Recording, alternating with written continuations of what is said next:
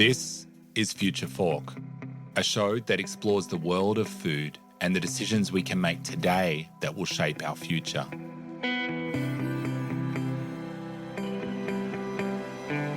On the show, you'll hear from innovators in the food space.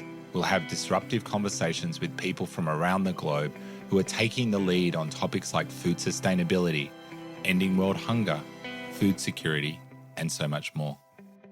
I'm your host, Paul Newnham.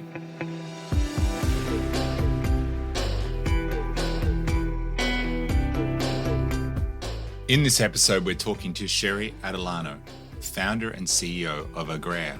She's been teaching farmers since age 12 and is now transforming food systems across the Philippines through her ecology of dignity approach. We explore how she's worked to create the first replicable, zero hunger, zero waste island economy. You'll hear about her journey from child educator to UN food system champion, and how she's helping 37,000 farmers adapt to climate change, and also why dignity is at the heart of agricultural transformation. Let's get into it. Cherrie, welcome to our show. Oh, thank you so much, Paul. I'm so happy you invited me to be in this show, actually. Great to have you with us. I've got lots of questions for you, but I want to start with your incredible story. You've been teaching farmers since you were 12. How did that happen, and how has that shaped your path? Actually, because I grew up in a sugarcane farm, but I think I shared it with you. I never used sugar since I was 15 years old. That's the little activism I have because I feel like sugar is not sweet. It's so bitter because of the environment I was growing up, where sugarcane workers are really living in a very poor condition, earning very little amount of money, and peasants and tenants of the land. So in the sugarcane farm, my father, who was also into sugarcane farming, unfortunately died when I was 3 years old, pretty early. And my mom became a single mom of five children. So I'm the youngest. And then my elder brother was only 13. So imagine how, our mom would really make sure we can all go to school. So she put me in a scholarship center because my mom said the only way for me to get a college education or university education is to be in the scholarship center every weekend to finish my high school and also get like a full scholarship in university. But then when I was in the scholarship center, the first day they said, okay, you need to start, learning home economics, basically domestication, which I'm not against. I love it. So you need to learn how to cook, to crochet, to embroider, cross stitch, everything. They also said like there are weekends you need to learn how to plant vegetables because if you cannot afford to go to university, you can be a domestic helper of big houses and rich people who own truckloads of land and sugar mills. I went home, was crying because I said, oh my gosh, my mom has a huge dream for me. I have a huge dream for myself. And here I am. I'm trained to be a domestic helper, which is not wrong. It's a decent job, but I feel like I can do more, And then my mom said, "I'll just go back. At least you learn how to do domestic work." But I love to read. So in that scholarship center, there's a book. It's green color. It's called Big Biointensive Gardening. And the book says, it was so fascinating, really, for an 11-year-old. The book says if you're poor, 100% of your income goes to food. 70% rice, 30% your partner with rice, or we call it ulam in the Philippines. And the 30%, if you plant vegetables, very simple. If you plant vegetables around your house, you boil your rice or you cook your rice, you put your vegetables on top of the rice, and it's a meal, it's a complete meal, and you just plant a vegetable outside your house. So I feel like, wow, it's the best solution to poverty, and it's the easiest solution to poverty. So I went home, I asked my mom if I can, teach farmers in the sugarcane farm. And yeah, it, it was history, and then that's it. That's my life for 29 years now. Have you still got that book? I don't have that book, but actually, I keep researching for that book, and there's no online that time. But I found the author. He is now in Great. his late 70s. He's an American scientist. Yeah, now he's here in the Philippines, and we might meet, and I want to write that book for children. Absolutely. So your work now, if we fast forward, is creating zero hunger, zero waste zero insufficiency model through AGREA. What does that look like in practice? How is this 11-year-old and this initial inspiration graduated now into the work that you're doing? Oh, it's fascinating how to implement it, right? Because what we do in Agrea, it's called like a one island economy. It's because of, I think, sometimes you get an idea out of irritation. I live in Makati in the central business district of Manila. Metro Manila alone, we are around 14 million people. So you see, we're top notchers in terms of traffic, pollution, and noise, including air pollution. So because it's so congested, there are so many people who are in Manila. But if you go to the countryside, which I was able to travel a lot because of my work with agriculture and the government before, there's so much empty lands and empty opportunities. But it's just like you need to go back to the countryside and you need to build these opportunities. And if you want to build these opportunities, definitely it's agriculture because there's land, there's water, there's a lot of resources to work on. And in this one island economy that we work with, so now we work with different islands. So it's basically like making our operations so efficient. So our business is really into supply chain. We're a partner in the supply chain of Sodexo. They're the largest catering company in the world. And in the Philippines, they're the largest. Every day we feed 60,000 employees of BPO industries, big digital giants, banks, and offices on a daily basis. So, how is that in our operation? So, when we work with the farms, everything is insightfully and well informed production. So, we know that if you feed 60,000 people and the menu are designed by chefs, how do you plant those ingredients, right? So, we pull it backwards to the farm so that it's information driven and you minimize the waste on the farming itself because the farmers are in contract growing with us, so we know how much they need to produce, so there's no wastage. And then second one is zero hunger. I really feel like hunger is not only about physical or stomach, it's actually about the hunger to belong, the hunger to be dignified, the hunger to be part of something greater. So in our farming community, we always teach them about the thinking heart. When your heart is thinking, it's not only beating, you basically make something that could transform. So in our model, the zero hunger is more profound and not like just a typical hunger. So of course we address the hunger of the stomach, but more than that, we address the hunger of the farmers to belong on a bigger transformation of the food systems.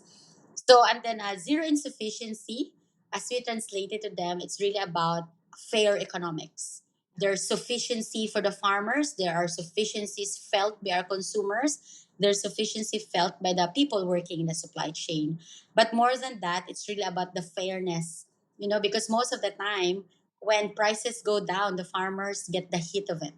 And there's insufficient under economics. So what we do is, because we do contract growing, the most beautiful part actually of our work is to really teach farmers how to negotiate and to teach farmers how to make profit.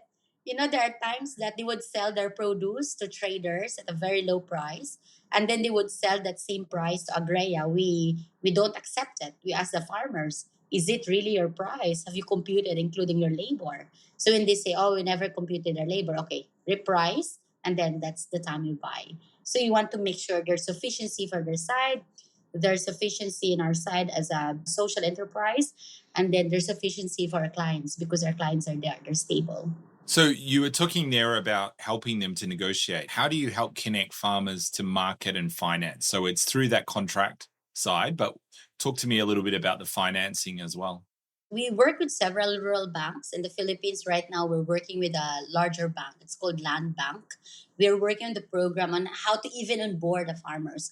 Because to be honest, most of the farmers we work with, they don't even have birth certificates. So if you don't have birth certificate, how can you get the bank? You don't even have an ID, right? An identification. So in terms of that, it's actually not a chicken and egg based on operation, and based on experience. Because most of the time, a lot of banks they don't want to help farmers because it's too risky. They don't know how to pay. They don't know banking system. But at the same time, we work with the farmers. They're not the stupid people on the planet. They're actually very intelligent. They know how to survive. So what we do, like last January, I was actually doing the needs assessment of the farmers. We assess like 1,000 farmers, and around 10% of them, they don't really know how to even hold a pen properly. So what we do is, with this needs assessment, we really identify how to help them better, how to include them better, because sometimes you have this blanket solution that we feel like everybody's intelligent, we feel like everybody is well read and well written or educated, but most of our population, especially in the farming sector and the fishing sector, they're not. So we do a very deep needs assessment, and we really assess them, like how to even start, having a card, an identification card, so that they'll be accepted in the market and they will be part of the financial institution. So it's a very difficult work to do. There's a lot of patience, but it's the most fulfilling part, because imagine if this one farmer doesn't even know how to write and read and receive the first bank account and an ATM. It's so powerful, Paul. It came to a point that our company would even issue them an ID. So the farmers that we're working with, especially the women farmers, we issue them an ID signed by me. Unfortunately, Yeah. they're like part of my they're like The part of idea my of Cherrie. company. Uh, Yeah, they're part of my company. They work with us in the supply chain. They're not suppliers, they are partners of AGREA. So we call them farmer partners or farming community partners. And then once we issue them an ID, we help them get banking as well. So we partner with some rural bank. In 2021, we first partnered with a large bank in the Philippines, a banco. It's a rural bank that we designed their financial literacy just for farmers and fishers. Very specific, because it's a different crowd. Yeah, we helped them. We brought the machines on the farms to list the farmers digitally in the banking, to take picture of the farmers for their ID, so that the banking will identify them. And at some point, Paul, you need to just put your risk. I think that's a challenge being a leader and an entrepreneur. So I guarantee for them, because if there's no guarantor, they couldn't have access to this financing institution. so tell us a little bit about the ecology of dignity approach. Is this part of this? Yes, yes. So in AGREA, we actually have two institutions, separate entity legally. So we have AGREA Agricultural Systems International Inc., which is the business side. That's the supply chain business. It's also the side that's doing consultancy. So we do consultancies for mayors, congressmen, governors, or private companies, how to better the supply chain, how to do their food security and nutrition master plan for their cities, municipalities. So that's the side of the business, and that's the ecology of dignity. It's our mantra of our company, because I feel like, sometimes it's actually, I feel like, oh wow, this is like not the normal mantra of a company, right? It's like dignity is such a heavyweight kind of responsibility you're taking as a mission of the company. But for us, it's necessary, because we feel like not only in the Philippines, but globally, that farmers are always the ones indignified. They are always the most vulnerable. Climate change, they're the most vulnerable. When changing patterns of prices from fertilizer, fuel and everything, they always like the most vulnerable. They take it hardly. Right. So in the ecology of dignity in the company, we always make sure that we are working with farmers true and true. That's the reason why I was telling you, in our contract growing, we really listen to them. We teach them how to negotiate. We teach them how to price better. And normally in that process, we also work with a city or municipal agriculture office, and to be witness on how we work with farmers, that the farmers are not abused, in the process, right? They are respected and dignified, and they're included in the participation of the creation of the contract. That's the business. On the foundation, actually, we have another one, changing narrative for agriculture, because the nonprofit is the one taking care of the farmer. So when we are engaging a farming community, the ecology of dignity is actually more fulfilled by the help of our nonprofit. So our nonprofit, we have a farm school. We have more than 3,000 graduates in our farm school and growing. We are branching out our farm school nationally now. We are bringing our farm school in different parts of the Philippines this year. So this approach with the foundation, changing the narrative, it's where it's strengthening the ecology of dignity, because when the farmers are being transitioned to sustainable practices in agriculture, they go through the AGREA Farm School. And then if there are farming communities who engage, that there are a lot of women, so they go with our project on Women Food Producers Association. If there are youth in the farming community, because our approach is family farming, then they go to the Youth Leadership in Agriculture program of our foundation. So hand in hand, it's really about how to make the farming family as the core and center of dignifying our food systems, because I feel that it's easy for us to disrespect the farmers if they're not dignified, and in that process, that's why our system is so broken, right? There's so much unfairness. So for us, with this ecology of dignity, the ecosystem, we're always building alliances and ecosystem, how the farmers would thrive, how the supply chain is not transactional but transformational in the process. So you mentioned climate change. How is climate change affecting the food space in the Philippines? Massively. I'm not proud of this, but for the last 3 years, I think Philippines is the top notcher. We're number one in the World Climate Risk Index. So we're number one climate risk country because we have 7,000 plus islands, right? And we're so open to the Pacific. So we always experience severe drought. I remember last year we experienced 6 months to 7 months of drought. And then after that, huge precipitation, rainfall, and we have 20 to 21 typhoons in a year. So imagine how the farmers are navigating that and trying to survive in that aspect. It's really difficult actually for the farming communities. That's why more and more, even in our nonprofit, we try to work on some organizations. That's why I have a nonprofit, because somehow you just need to do blended financing. You need to do like sustainable financing on how some of the risks can be covered, right? So that's why our nonprofit, the AGREA Foundation, we work with different international organizations like the UN and also the government, where the training component for the farmers are run by the nonprofit. Once they're trained, they're ready for the market, then they were helped by the Agria business for their market linkage and proper logistics. So these two are helping, because if the company will run everything, which I did when I started, I trained the farmers, everything. My goodness, Paul, I'll never be financially stable, right?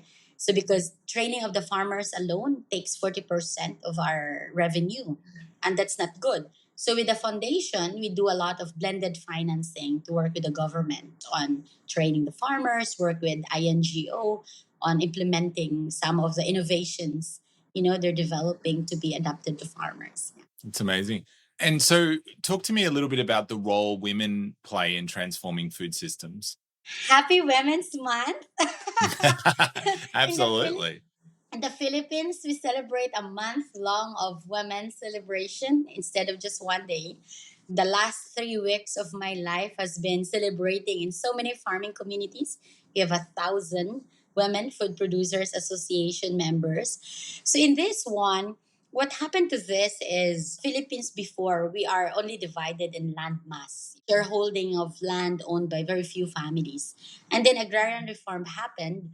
When the reform happened, the land titles were actually named after the husband of the farmers. So in 2017, my foundation, Agra Foundation, was invited by the Congress, one of the head author of the Magna Carta for Women in Agriculture, invited us to facilitate a roundtable how to review the Magna Carta of women in agriculture, both farming and fishing. And we found out women are not invited in training. It's because their names are not appearing on land titles when the reform happened. So it's always their husband who's invited for training, their husband always invited for financial inclusion programs, things like that. So in 2017, we said we need to change this. And we did a lot of series of roundtable discussions and work with Congress and Senate. So it's a lot of work. And now more and more women are actually included. They're changing the land titles.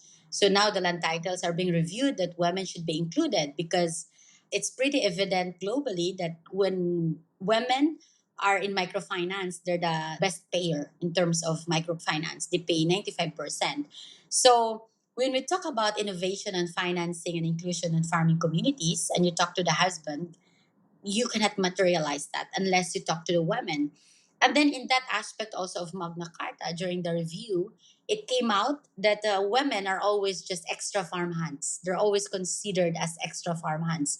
They've never been considered as hands on the farm that could help in increasing the income of farmers. So when during the review process, it's very legal. It's very done because you need to submit it to the Congress. And when I was facilitating that entire roundtable, and if you talk about the economic poverty threshold level, it's so hard for them to graduate from that economic threshold level because there's only one person earning income in the family. Even rich households, you do like two people breadwinners, right? They're having both incomes. But in the farming and poor communities, only one breadwinner, and mostly the wife is stuck at home. Of course, they do care work and things like that. So we said to graduate these communities of farming and fishing from the poverty threshold level to overcome that is to have really two people earning income in the farms. So that's what we did after we held review and work on this Magna Carta. You know me, I just don't stop on paper and policies. I work. So we created the women program. Yeah. What are you most proud of in the work that you've done? You're working with 37,000 farmers. What are you most proud of when you think back? Oh wow, I didn't expect that question. Sometimes I feel like I attended a meditation retreat, Paul. What I'm most proud of, last February, there's this TV channel in the Philippines. They're very famous. It's about sustainability heroes, right? And then they chose my story to be part of that story. And I told them, you need to include the community. So we went to the communities, we shoot in the communities, we include the farming community, the women in the community, because for me, it's their story. And magnifying their story and being their voice is for me, I'm super proud of because for so long these people never had voices, they never been heard. And to be that person being listened to, on a national scale or also on the global scale, and always bringing their voices in media or in different platforms is so wonderful. And lately, I'm so proud that our farmers are actually traveling in different parts of the Philippines, sharing their stories to inspire more farmers. I was in this Women's Month, I was like crying several times in different events because we have this woman, she was in the slum basically. And we did urban gardening with them. And it's her first time to ride a plane. And because of AGREA, she rode a plane. And then it's her first time to speak on a stage in front of ambassadors and politicians and 300 farmers. And she was so inspiring. She's like, even the ambassadors were said, this is the best speech we hear this entire celebration in Women's Month because it's so real, it's so raw, it's really life, and everybody could relate into it. So for me, I feel so proud when you empower people that they feel they lost voices, they lost the ability to be heard, and you're giving them the stage and the voice. So, one thing we like to close off interviews with is a recurring question that we can all relate to. And as a Filipino, it's a common conversation. Like, what's your favorite food? What do you enjoy eating? And I know in the Philippines, food is so central. I love pancit. It's a noodle in the Philippines. It comes in different forms and sizes of noodles and in different Wow. locations. So different provinces, they have their own kind of pancit. What's it made from? Wheat or? It's made of rice flour sometimes, or sometimes egg flour, or egg noodles, or rice flour, or mung bean, so tanghon. So it's made of mung bean. Okay. That's always what I eat. You can put anything in there, but I always love it with vegetables and shrimp and chicken. But if you go to the north part of the Philippines, they have this patil patong. It's like you put everything. It's like you just top it off with everything you see from the kitchen, from eggs, vegetables, chicken, whatnot. And for me, it's something you eat during your birthday because it's a sign of long life. But it's also something that is home for me because my mom cooks it so well and I love it. That's amazing. I can't wait to come to the Philippines and try some with you. Yes, please. I'll bring you to places. Well, thank you so much, Sherry, for joining us on the show. It's been a pleasure to talk to you, and your work is so critical and so important. So thank you for all that you do, and you should be very proud. Thank you so much, Paul, for giving us another way to share our work in the Philippines. And I know you'll share this globally. So hopefully some people will listen and they could learn something. Absolutely. We need to learn from the practitioners on the ground. Yeah, thank you so much. You've been listening to Future Fork, a show that explores the world of food and the decisions we can make today that will shape our future. Future Fork is produced by Disruptive Consulting Solutions and supports the SDG2 Advocacy Hub. For more info, head to the website futureforkpodcast.com. This show was produced with strategy and production support from Wavelength Creative. So you don't miss an episode of Future Fork, make sure to subscribe to or follow the show in your podcast app. And while you're there, leave us a 5-star review. It really helps others find the show. I'm Paul Newnham, and I'll see you in the next episode.